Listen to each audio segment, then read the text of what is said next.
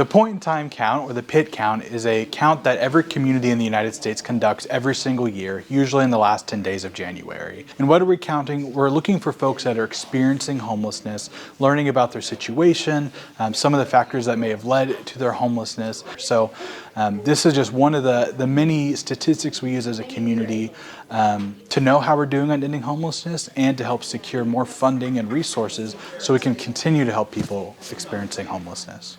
All of our volunteers are trained, and so part of their training is that we lead with respect. No matter who we talk to out there on point-in-time count day, we're leading with respect. And I'm just curious to start getting involved. I'm not currently involved in any other unhoused program or project to serve those that are unhoused, so I wanted to get myself involved a little bit. It was the number one concern I heard from residents to make sure that we're having a compassionate approach and making sure that we offer services to our neighbors and that we have a community that addresses these needs as well. We're part of the equation. We want a collaborative approach, working with our nonprofit partners, our for-profit partners, churches, faith institutions, and also the government should be at the table. We're figuring out a solution to make sure that we're helping people in transitional housing and getting people off the streets and into programs in our community as well. So far I've seen a lot of just little bitty barriers that we can just overcome very quickly.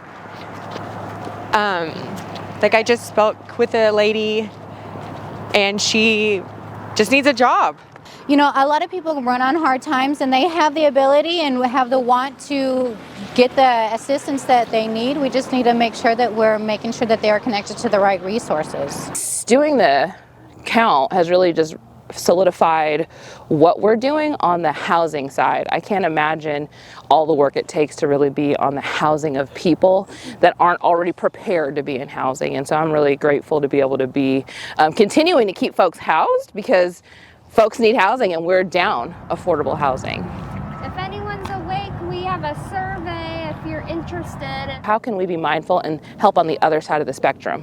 While we're building homes, how can we ensure that we're working alongside some of the other organizations that might need additional support to bring folks in-house when they can be?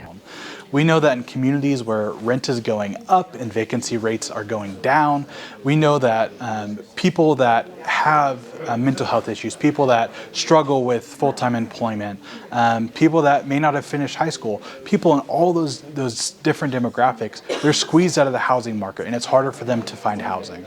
And so when we go out there in our streets, that's what we're finding. We're finding our neighbors who just simply aren't able to afford the housing in Wichita that we have right now.